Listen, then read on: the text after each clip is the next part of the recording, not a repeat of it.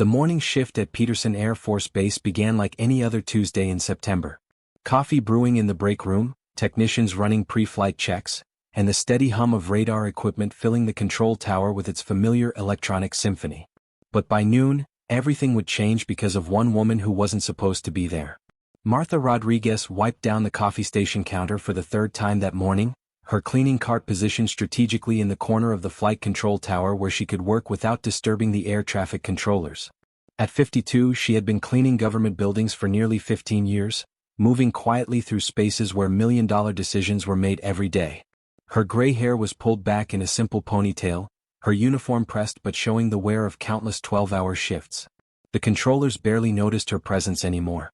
She was part of the background, invisible in the way that service workers often become in high-stakes environments.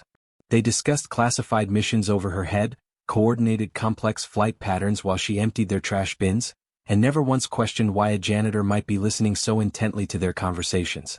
But Martha wasn't just any janitor. 23 years ago, she had been Captain Martha Rodriguez, one of the finest air traffic controllers the Air Force had ever produced. She had guided fighters through combat missions over Bosnia, coordinated rescue operations in hostile territory, and earned commendations for her ability to remain calm under impossible pressure. Then her husband died in a training accident, leaving her with 2 young children and a need for stability that military life couldn't provide. She resigned her commission, took her pension, and found work that would keep her close to home. The irony wasn't lost on her that she was now cleaning the same type of tower where she had once commanded respect and saved lives. But she needed the job, and she had learned to find satisfaction in honest work, even if it meant being invisible to people who were doing what she had once done better than almost anyone. Colonel James Harrison stepped into the tower at exactly 0900 hours, his presence immediately commanding attention from every controller on duty. At 45, he was the epitome of military precision, his uniform immaculate and his bearing suggesting someone who had never encountered a problem he couldn't solve through proper procedure and unwavering discipline. Status report, he barked to Senior Controller Rebecca Walsh, a 20-year veteran who had been running the tower operations since before dawn. All systems nominal, sir, Walsh replied crisply. We have 6 scheduled training flights this morning, 2 cargo transports inbound from Germany, and 1 civilian medical evacuation requesting priority landing. Harrison nodded, scanning the radar displays with practiced eyes. What about the F-16 squadron from Langley? They're supposed to arrive for joint exercises at 1200. Confirmed, sir. For aircraft, led by Major Thompson. Weather conditions are optimal, and we have clear approach vectors prepared. Martha continued cleaning nearby, her movements economical and unobtrusive. But her ears were tuned to every word being spoken. She knew the protocols, understood the terminology, and could read the radar displays as well as anyone in the room. Old habits died hard, and despite her current role, she still found herself mentally tracking aircraft movements and anticipating potential complications. The morning progressed smoothly until 10:47 hours, when Controller Martinez suddenly straightened in his chair, his face going pale as he stared at his primary radar display. Senior Controller Walsh, he called out, his voice tight with concern. I'm showing an unidentified aircraft approaching from the southeast, bearing 270, altitude unknown, no transponder signal. Walsh immediately moved to Martinez's station, her own expression growing serious as she studied the radar return. Range and speed. 15 miles out and closing fast. I'm estimating 400 knots, but the signature is erratic. Could be mechanical failure or something else. The temperature in the tower seemed to drop several degrees. Everyone understood the implications of an unidentified aircraft approaching a military installation without proper identification or communication. In the post-9/11 world, such situations were treated with extreme seriousness until proven otherwise. Colonel Harrison stepped forward, his jaw set in a hard line. Attempt radio contact immediately. All frequencies. Martinez began transmitting on both military and civilian emergency frequencies. Unidentified aircraft bearing 270, 15 miles southeast of Peterson Air Force Base, you are approaching restricted airspace. Identify yourself immediately and state your intentions. Silence filled the airwaves. Try again, Harrison ordered, his voice carrying the weight of someone who understood that they might be facing the kind of situation that could escalate beyond the tower in a matter of minutes. Unidentified aircraft, this is Peterson Air Force Base Air Traffic Control. You are ordered to identify yourself immediately or we will be forced to scramble interceptors. Respond on frequency 121.5. Still nothing but static. Walsh turned to Harrison with concern etched on her face. Sir, at this speed and bearing, they'll be over the base in less than 10 minutes. We need to make a decision about evacuation procedures and alerting NORAD. Harrison was already reaching for the red phone that would connect him directly to NORAD's command center when Controller Johnson, monitoring a different frequency, suddenly called out, "Wait! I'm getting something on 243.0. It's weak and broken up, but someone's trying to transmit." The entire tower fell silent as Johnson adjusted his equipment, trying to clean up the signal. Through the static they could hear fragments of a voice. "Day, emergency, controls not, repeat, controls not responding." "It's a pilot in distress," Walsh said immediately. "Mechanical failure, not a threat." But Harrison wasn't convinced. "Could be a cover story. We don't know who's really in that aircraft or what their intentions are." As if summoned by the crisis, the F-16 squadron from Langley appeared on the radar, arriving exactly on schedule for their training exercises. Major Thompson's voice came through clear and professional. "Peterson Tower, this is Falcon 1 with 3 additional aircraft, requesting approach vectors for landing." Walsh keyed her microphone. "Falcon 1, Peterson Tower. Be advised we have an unidentified aircraft in the area, possible emergency situation. Hold at 15,000 feet, bearing 090, until further notice." "Copy, Peterson." Falcon 1 holding as instructed. The situation was rapidly becoming more complex. They had an unidentified aircraft that might be in distress approaching the base, for F-16s holding in a pattern waiting for clearance to land, and standard commercial traffic that would need to be diverted if this escalated into a full security alert. Martha had stopped cleaning entirely now, though she tried to make it appear as if she was simply organizing supplies in her cart. Her years of experience told her that the controllers were facing a decision point that could determine whether this ended as a routine emergency assistance or something much more serious. The unidentified aircraft was now 10 miles out, and its radar signature was becoming clearer. It appeared to be a small civilian aircraft, possibly a private jet or business aircraft, but its flight path was erratic and its speed was inconsistent with normal approach procedures. "Sir," Martinez called out, "I'm still getting intermittent transmissions on the emergency frequency. The pilot sounds like he's struggling with something, but I can't make out complete sentences." Harrison's face was grim as he weighed his options. "How long until the aircraft reaches the base perimeter?" 7 minutes at current speed, sir." "That's cutting it too close. I'm calling for interceptor support." Harrison picked up another phone, this one connecting him directly to the alert squadron. "This is Peterson Tower requesting immediate scramble of 2 F-15s for identification and possible escort duties. Unknown aircraft approaching restricted airspace, limited communication, possible hostile intent." Martha felt her heart rate increase as she listened to Harrison's decision. She had been in similar situations during her active duty years, and something about this one felt wrong. The erratic flight pattern, the broken communications, the apparent distress of the pilot, these weren't the hallmarks of a hostile aircraft. This was someone in serious trouble who needed help, not military intimidation. But she was just a janitor now.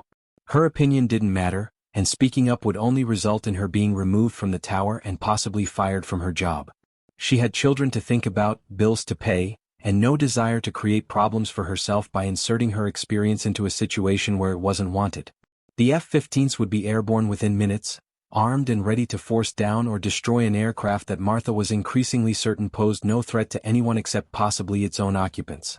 Controller Walsh was coordinating with approach control to clear civilian traffic from the area when her radar screen suddenly showed something that made her gasp. "Colonel, the unknown aircraft just dropped off radar completely." "What do you mean dropped off?" "I mean it's gone, sir. No radar return, no radio contact, nothing." The implications were terrifying. Aircraft didn't simply disappear from radar unless they had crashed, been destroyed, or were using some form of electronic countermeasures that suggested military-grade equipment. Harrison was already on multiple phones simultaneously, alerting base security, notifying NORAD, and requesting emergency response teams to begin searching the area where the aircraft had last been detected. But Martha was studying the situation from a different angle. She had noticed something that the controllers, focused on their individual responsibilities, had missed. The aircraft's last known position corresponded with a valley area about 8 miles southeast of the base where the terrain created a natural radar shadow. If a pilot was fighting control problems and trying to make an emergency landing, That valley would be exactly where someone with experience might try to set down. The F-15s were now airborne and heading toward the last known position of the mystery aircraft. In less than 10 minutes, they would be conducting a combat search over terrain that might contain a crashed civilian aircraft with injured occupants who needed rescue, not military intervention. Martha made her decision. "Excuse me," she said quietly, stepping toward Controller Walsh's station. Walsh turned with obvious irritation. "Ma'am, you need to clear the tower immediately. We're dealing with a security situation." "I know," Martha replied calmly. "I also know that aircraft isn't a threat. It's in the radar shadow of Cheyenne Valley, probably attempting an emergency landing." The entire tower fell silent. Colonel Harrison turned to face Martha with an expression of barely controlled anger. "Who the hell are you to make that assessment?" he demanded. "You're a janitor, not an air traffic controller." Martha straightened to her full height, and for just a moment, the 23 years of civilian life fell away, revealing the officer she had once been. "Actually, Colonel, I'm a former captain, 20-year veteran of air traffic control operations. I've guided aircraft through hostile territory, coordinated combat rescues, and seen every type of emergency situation you can imagine. That aircraft is in distress, not attacking, and your F-15s are about to waste time and resources searching the wrong area." Harrison's face went red with fury. "I don't care what you used to be. Right now you're a civilian contractor with no security clearance and no authority to be in this tower during a crisis situation." Security. Two base security officers appeared almost immediately, clearly having been stationed nearby due to the unfolding situation. "Escort this woman from the tower immediately," Harrison ordered. "She's interfering with critical operations." Martha didn't resist as the security officers flanked her, but she looked directly at Harrison with the steady gaze of someone who had seen real combat and wasn't intimidated by peacetime military bureaucracy. "Colonel," she said as they began to lead her away, "when you find that aircraft crashed in Cheyenne Valley with injured civilians aboard, remember that you chose procedure over experience. Some decisions can't be undone." The security officers escorted Martha out of the tower and toward the main entrance of the building. She could hear the increased radio chatter behind her as more aircraft were scrambled and emergency teams were deployed. The situation was escalating exactly as she had feared it would, driven by assumption and protocol rather than experience and common sense. But as they reached the elevator, Martha heard something that stopped her cold: the sound of an F-16 engine under extreme stress, followed by radio chatter that made her blood freeze. "Peterson Tower, this is Falcon 1. I have a visual on smoke rising from Cheyenne Valley, approximately 8 miles southeast of the base. Requesting permission to investigate." Walsh's voice came back immediately. "Falcon 1, negative on investigation. Maintain patrol altitude and await instructions from interceptor aircraft." "Peterson Tower, I can see what appears to be an aircraft wreckage. There might be survivors who need immediate assistance." Harrison's voice cut through the radio traffic. "Falcon 1, you will maintain assigned altitude and bearing. That is a direct order." Martha jerked away from the security officers with surprising strength. "You have to let me back up there. Those F-16s are trained for air-to-air combat, not search and rescue coordination. If there are survivors, every minute counts." One of the security officers shook his head. "Ma'am, I'm sorry, but we have our orders." That's when they heard it. Major Thompson's voice from Falcon 1, tense and urgent. "Peterson Tower, be advised I'm showing what appears to be an individual on the ground near the crash site, waving what looks like a signal mirror. Definitely survivors down there." The radio traffic that followed was chaos. Harrison trying to maintain control of the situation, Walsh attempting to coordinate with emergency services, multiple agencies being notified and medical teams being dispatched. But Martha could hear the confusion in their voices, the lack of coordination that came from treating this as a security situation rather than a rescue operation. Falcon 1 came back on the radio. "Peterson Tower, I'm also observing what appears to be a fuel spill spreading from the wreckage. We have a potential fire situation developing." That's when everything changed. The elevator doors opened and Colonel Harrison himself stepped out, his face grim but determined. Behind him were Walsh and Martinez, both looking like they had been running. "Captain Rodriguez," Harrison said, using her former rank for the first time, "I need your help." Martha studied his face carefully. "What's the situation, Colonel?" "We have a civilian aircraft down in Cheyenne Valley with at least one survivor visible, possible fuel fire developing, and my people up there don't have the experience to coordinate a complex rescue operation in difficult terrain while managing air traffic and security concerns simultaneously. And you want me to? Harrison's jaw was tight with the effort of swallowing his pride. I want you to take over coordination of the rescue operation. You have the experience, you know the terrain, and right now, saving lives is more important than following protocol. Martha looked at the security officers, who stepped back without being asked. Then she looked at Harrison with the calm assessment of someone who had faced much more difficult decisions under far worse circumstances. I'll need full access to all radio frequencies, direct communication with Falcon 1, and authority to give instructions to your F-15s when they arrive on scene. Done. And Colonel? When this is over, we're going to have a conversation about why 23 years of experience was almost wasted because I didn't have the right uniform on. Harrison nodded grimly. Agreed. Now let's go save some lives. They rushed back to the tower, where Martha immediately took position at the primary control station. The controllers stepped aside without question, recognizing that the situation had moved beyond normal procedures. Martha keyed the microphone with the practiced ease of someone slipping back into a familiar role.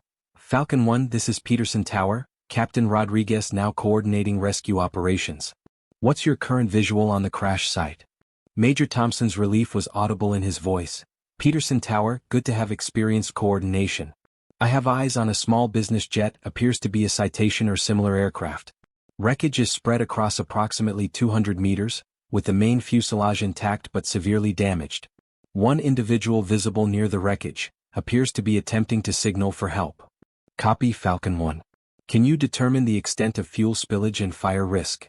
Affirmative Peterson. Significant fuel spill visible, no flames currently, but vapor patterns suggest high fire danger. Wind conditions are calm, which is helping contain the situation for now. Martha's mind was already working through the complex logistics of the rescue operation. The terrain in Cheyenne Valley was rough and difficult to access by ground vehicles. Medical helicopters would have difficulty landing near the crash site due to the fuel spill danger. And the survivor was potentially critically injured and couldn't wait for a lengthy extraction operation. Falcon 1, I need you to begin a slow, wide circle around the crash site at minimum safe altitude. Document everything you see and give me a continuous assessment of the survivor's condition and any changes in the fire situation. Copy Peterson. Beginning observation pattern now. Harrison stood behind Martha, watching her work with the kind of focused intensity that had once made her one of the best controllers in the Air Force.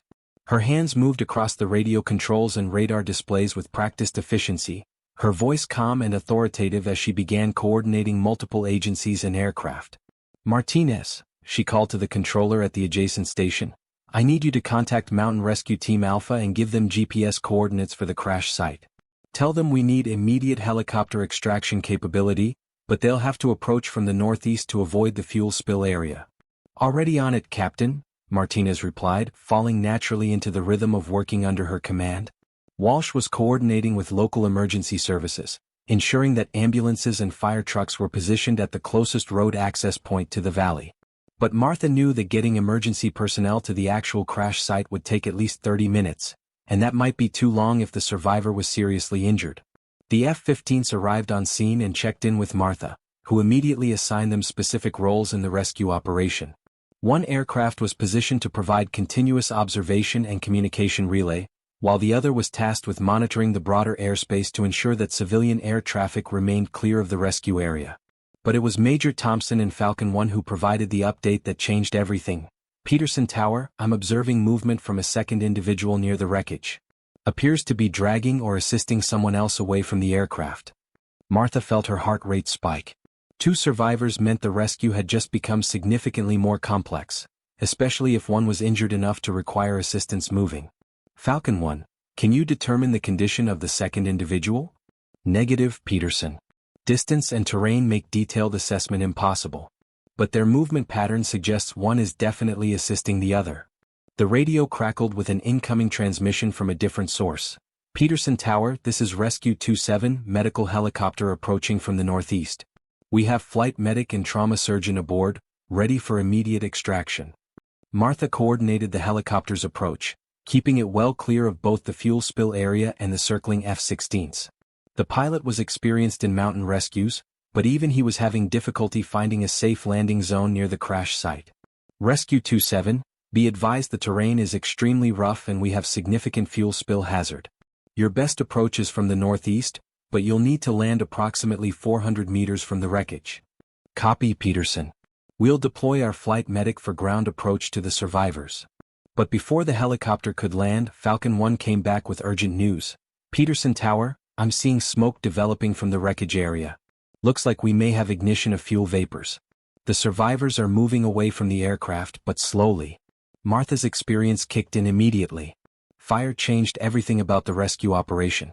The helicopter couldn't land anywhere near the crash site now, and the survivors were potentially trapped between difficult terrain and spreading flames. Falcon 1, I need continuous updates on fire progression and survivor location. Rescue 27, modify your approach to the eastern ridge and prepare for long-distance ground evacuation. That's when Major Thompson made the suggestion that would define the entire rescue operation. Peterson Tower, request permission to attempt a low-level approach to provide more detailed assessment and possible survivor assistance. Harrison stepped forward, concern written across his face. An F-16 wasn't designed for low-level operations in mountain terrain, especially in emergency situations where precision flying was required near ground obstacles and other aircraft. But Martha understood what Thompson was offering.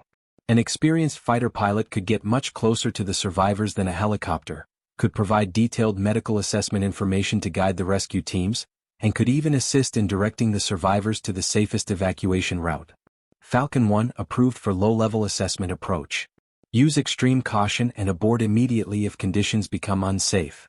Thompson's F-16 dropped to just above treetop level, threading through the valley terrain with the skill that only comes from hundreds of hours of tactical flying experience. His radio reports became much more detailed as he was able to observe the crash scene from close range.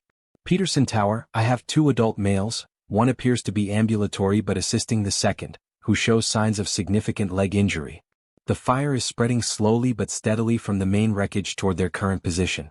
They need to move approximately 200 meters east to reach safe ground, but the injured individual is having difficulty walking.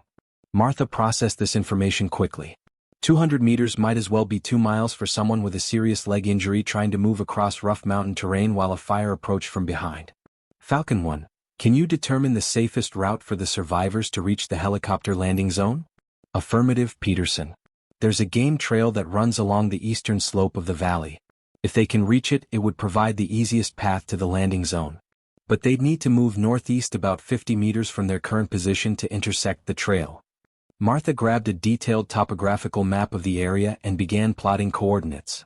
The game trail Thompson had identified would indeed provide the safest route, but getting the survivors to it required them to move toward higher ground while one of them was seriously injured.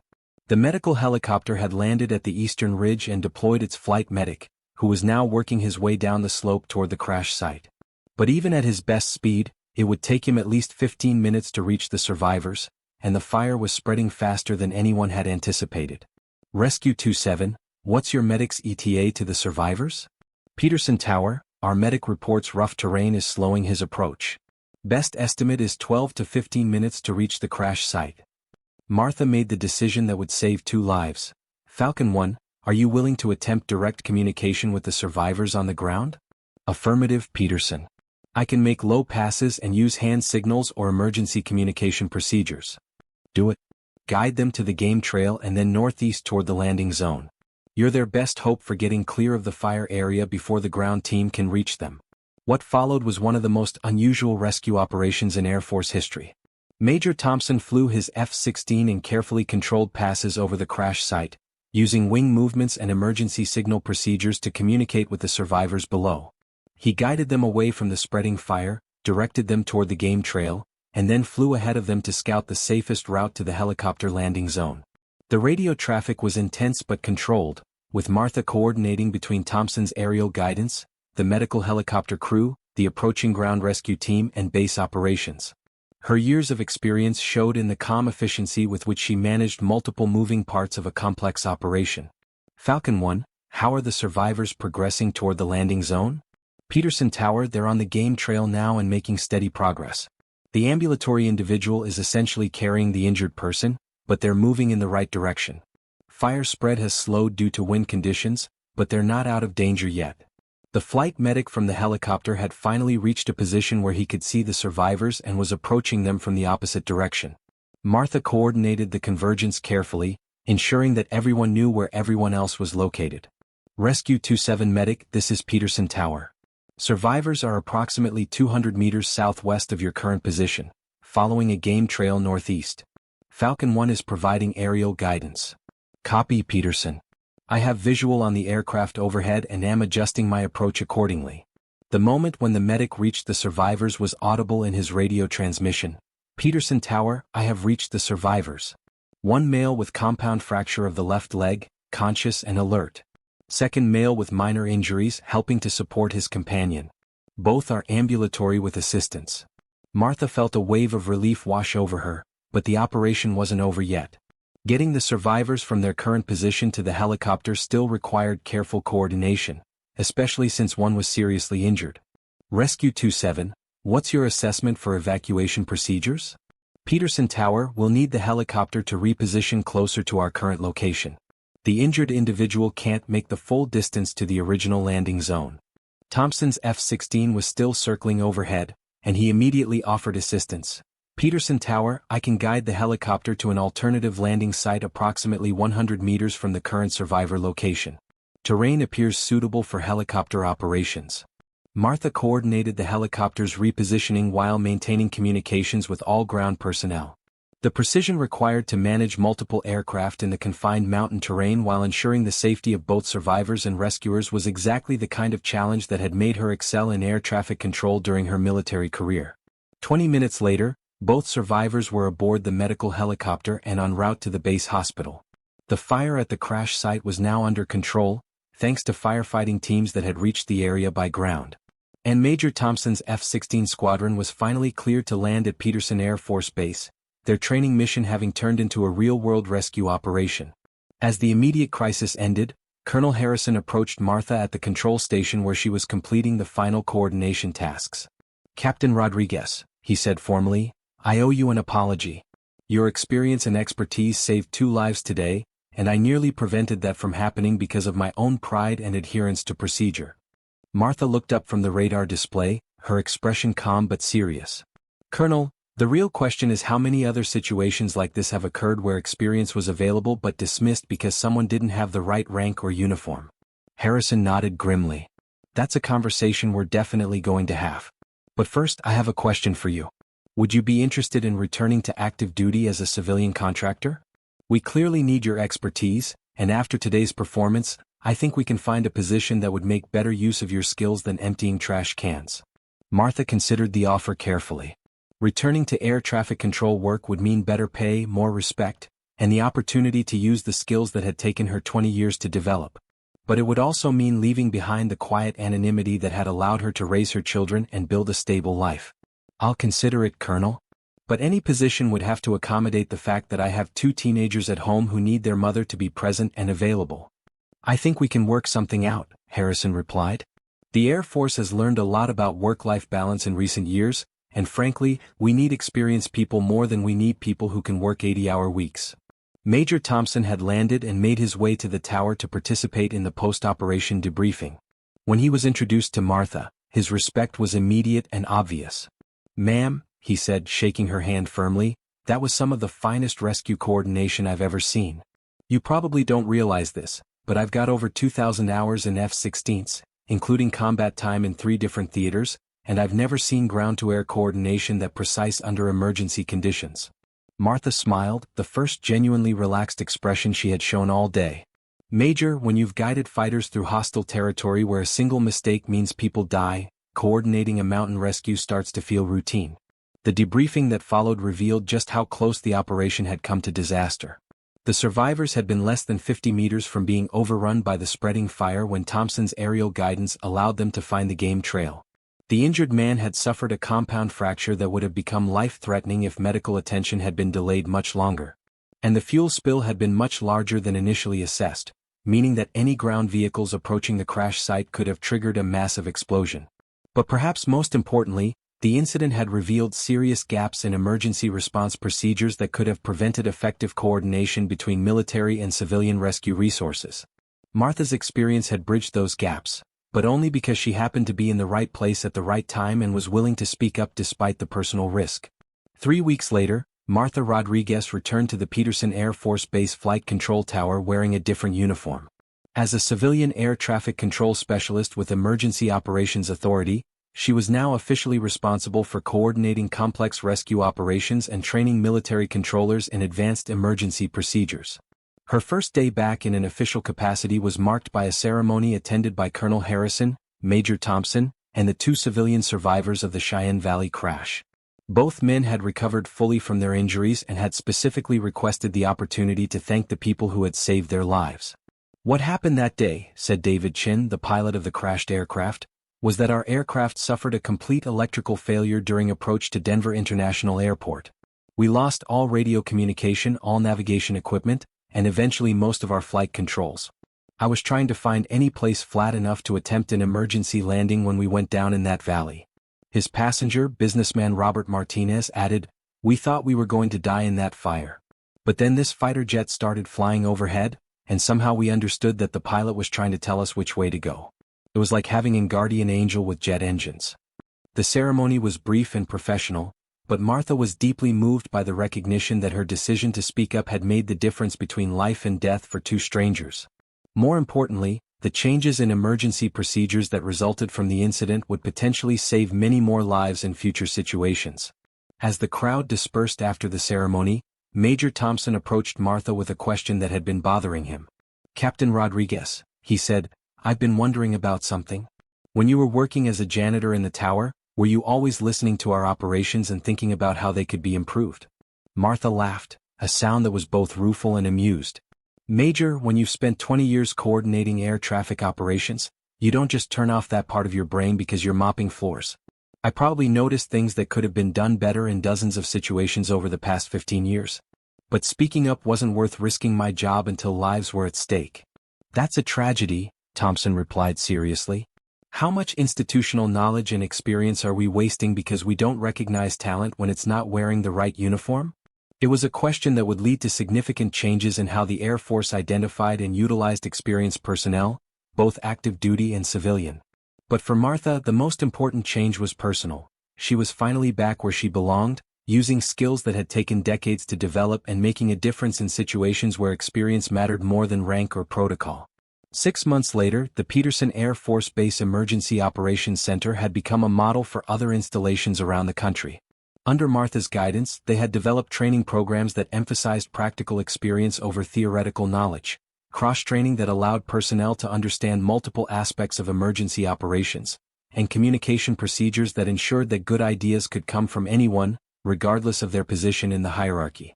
The woman who had once been invisible while cleaning coffee stations was now training colonels and majors in emergency procedures.